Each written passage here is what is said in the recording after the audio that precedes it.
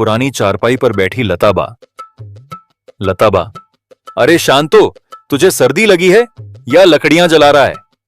इतनी देर से कोशिश कर रहा है, अब तक आग क्यों नहीं जली? शांतो, दादी, लकड़ियां ठंडी हैं, जल्दी नहीं जलती। वैसे भी इतनी ठंड में आग भी जलने से मना कर दे तो क्या करूं? तेरी ये जुबान दिन ब दिन लंबी होती जा रही है। बचपन में जब तुझे लकड़ियां जलाने को कहती थी तो एक ही फूंक में चूल्हा जल जाता था। शांतो, बचपन में मुझे लकड़ियां जलाने को थोड़े कहती थीं, तब तो खुद जलाती थीं। अब सारा काम मुझे करना पड़ता है। अच्छा, अब तुझे घर के 2 काम करने पड़ गए तो इतनी बड़ी शिकायत? बेटा, जब मैं तेरी उम्र की थी तो अकेले पूरी रसोई चला लेती थी। शांतो, तो फिर दादी, अब भी चला लो ना। वैसे भी आपको बैठे बैठे ठंड लग रही होगी। बैठे बैठे ही ठंड लग रही है तो सोच, अगर मैं खड़ी हो गई तो क्या होगा? ठंड से धरती तक कांपने लगेगी। वही पुरानी जिद, मुझे मायके जाना है। लताबा थोड़ी देर शांत रहने के बाद धीरे से, शांतो, तुझे पता है मैंने कितने सालों से मायका नहीं देखा? पता है दादी, इतनी बार बता चुकी हो कि अब तो याद भी हो गया। 50 साल 2 महीने और 6 दिन हो गया। लताबा गहरी सांस लेते हुए, हाँ, 50 साल, आधी जिंदगी निकल गई, लेकिन मैं मायके नहीं जा पाई। शांतो, दादी, मायके जाने में ऐसी क्या बात है? आपको वहां कौन याद कर रहा होगा? लताबा, तेरे लिए कुछ नहीं, पर मेरे लिए सब कुछ। मायका कोई पराया घर नहीं होता, वहां की मिट्टी तक मुझे पहचानती होगी। शांतो, अच्छा, तो अब क्या करने वाली हैं वहां जाकर? मिट्टी से बातें करेंगी? लताबा, अगर जरूरत पड़ी तो हां, कम से कम वो तो मुझे याद करती होगी। तो जैसे नालायक की तरह ताने तो नहीं मारेगी। शांतो, पर दादी, इतनी दूर मायके जाना, वो भी इस उम्र में, अब वहां कौन आपका इंतजार कर रहा होगा? लताबा, मेरे पिताजी ने मुझसे वचन लिया था कि जब भी शादी के बाद मायके आऊं तो घर के सामने एक नया पेड़ लगाना, पर मैं अब तक नहीं गई। मतलब आप 50 साल से सिर्फ एक पेड़ लगाने के लिए मायके जाने की जिद कर रही हैं? लताबा, हां, और ये कोई छोटी बात नहीं है। यह वचन मैंने दिया था और वचन निभाना जरूरी होता है। शांतो, उफ, दादी के दिमाग में जो चल जाता है वो पत्थर की लकीर बन जाता है। अच्छा दादी, बताइए, मायके कैसे जाएंगे? कोई बैलगाड़ी नहीं, कोई ऊंट नहीं, और पैदल जाने का तो सवाल ही नहीं। लताबा, तू है ना कुछ इंतजाम हो जाएगा। शांतो, हां बिल्कुल, आप खुद ही इंतजाम कर लीजिए। लताबा, बेटा, तू नहीं समझेगा, मायके की अहमियत सिर्फ बेटियां ही समझती हैं। शांतो, जो अब तक मजाक कर रहा था, पहली बार लताबा की आंखों में एक अलग सी उदासी देखता है। वह कुछ देर चुप रहता है, फिर गहरी सांस लेते हुए कहता है, शांतो, ठीक है दादी, मैं आपको मायके ले जाऊंगा। अब आया मेरा असली पोता, चल तैयारी कर। शांतो, पहले ये तो तय कर लें कि जाएंगे कैसे। अब मायके जाने का फैसला हो चुका था, लेकिन सबसे बड़ी चुनौती थी यात्रा का इंतजाम। गांव में सुबह के वक्त ठंड का कहर चरम पर था। सूरज की हल्की किरणें धीरे धीरे घरों की छतों को छू रही थीं, लेकिन ठंडी हवा अब भी हड्डियां कंपा रही थी। शांतो, जो रात भर दादी की मायके जाने की जिद से परेशान था, सुबह जल्दी उठकर लकड़ियां इकट्ठी करने बाहर निकला। लेकिन जैसे ही वह घर के आंगन में पहुंचा और सामने खड़ा था गांव का सबसे बड़ा साहूकार, सेठ। अरे शांतो, अब बहुत हो गया, मेरा उधार कब चुकाएगा? सेठ जी, ठंड बहुत तेज है, कोई काम करने की हिम्मत नहीं है इस ठंड में। जैसे ही कुछ कमाऊंगा खा जाऊंगा, मेरा मतलब चुका दूंगा। वाह, अब ठंड के बहाने बनाए जा रहे हैं। मैं कोई तेरा पापा नहीं हूं जो बिना पैसे के तुझे रहने दूं। तभी अंदर से लताबा की आवाज आई। लताबा गुस्से में चिल्लाते हुए, कौन है रे?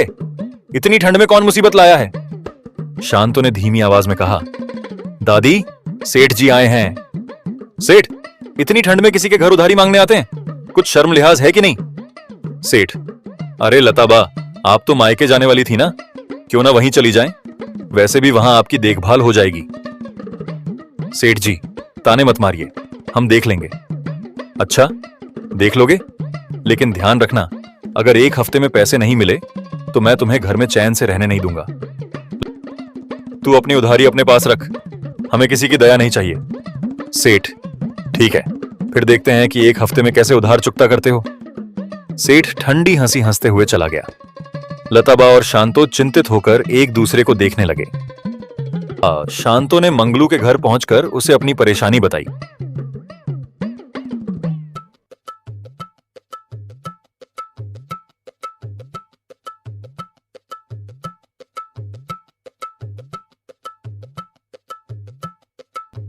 भाई, तेरी गधा गाड़ी चाहिए।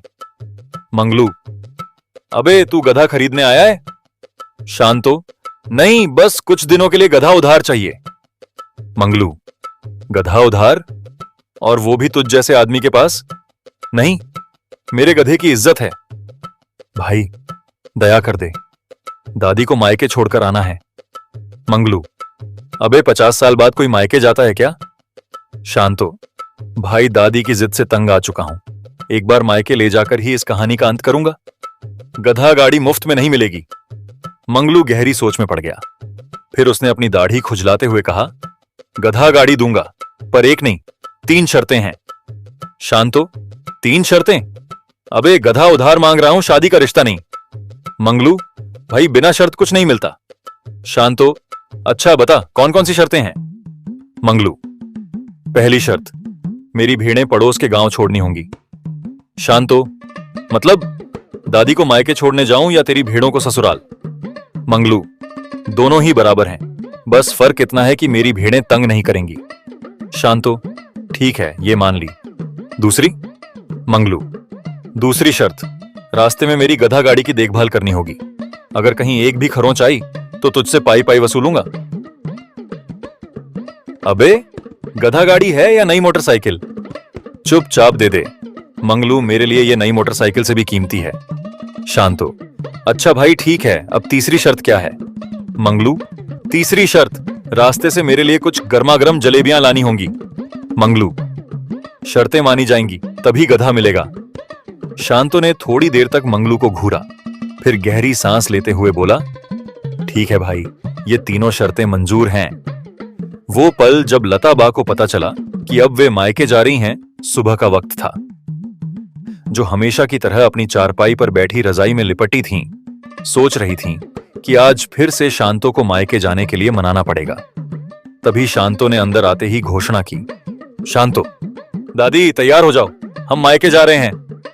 लताबा, क्या तू मजाक तो नहीं कर रहा? शांतो हंसते हुए, नहीं दादी, इस बार सच में, मैं मंगलू से गधा गाड़ी भी ले आया हूं।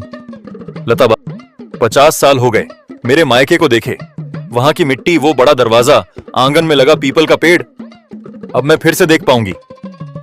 वो सब बाद में देखना, पहले ये बताओ कि सफर की तैयारी कब करोगी?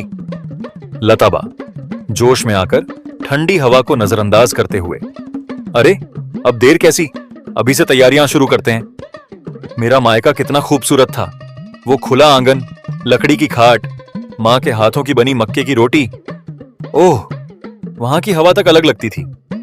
दादी, क्या तुम्हारा मायका अभी भी वैसा ही होगा? बिल्कुल होगा, मेरा मायका कोई मामूली जगह नहीं था। जाने की तैयारियां शुरू। अब बारी थी तैयारी की। लताबा, ये देख, ये वही पुरानी साड़ी है जो शादी के बाद मां ने दी थी, इसे मैं मायके में पहनूंगी। शांतो, दादी, वो साड़ी अब 50 साल पुरानी होगी, तुम कुछ नया क्यों नहीं पहनती? बेटा, कुछ चीजें कभी पुरानी नहीं होती, जैसे यादें और यह साड़ी। दादी, तुम मायके घूमने जा रही हो या वहां दुकान खोलने? अरे बेटा, मायके जाते वक्त खाली हाथ नहीं जाते। सब तैयार था, गांव के लोग जमा हो गए थे और सबको यह यात्रा किसी जुलूस से कम नहीं लग रही थी। वाह, पहली बार किसी की मायके यात्रा इतनी शानदार लग रही है। कहीं जाने के बाद लताबा मायके में ही ना रुक जाएं। अगर मायके में रुक जाऊं तो गांव में कौन तंग करेगा? सब लोग हंसने लगे और लताबा गधा गाड़ी पर बैठ गईं। सफर जारी, और लताबा के मन में उमड़ते भावनाएं, गधा गाड़ी धीरे धीरे आगे बढ़ रही थी। ठंडी हवा बह रही थी, लेकिन लताबा उसे महसूस ही नहीं कर रही थी। उनकी आंखें दूर कहीं देख रही थीं, लेकिन उनका मन गुजरे हुए वर्षों की गलियों में घूम रहा था। आज 50 साल बाद वे अपने मायके जा रही थीं। उनका मन हजारों भावनाओं से भरा हुआ था। खुशी, बेचैनी, उत्सुकता और एक अनजानी घबराहट। क्या गांव अब भी वैसा ही होगा? क्या वहां की हवा, गलियां, घर का आंगन वही खुशबू होगी? उन्होंने गहरी सांस ली और आसमान की तरफ देखा। बाबा, मैं आ रही हूं, आपके दिए वचन को पूरा करने। गधा गाड़ी अब धीरे धीरे आगे बढ़ रही थी। लताबा खुशी से भरी हुई थीं, लेकिन उनके मन में एक सवाल बार बार आ रहा था। मनोज क्या कर रहा होगा? 50 साल हो गए और इतने सालों में उन्होंने अपने भाई को केवल कुछ ही बार सुना था, देखा कभी नहीं।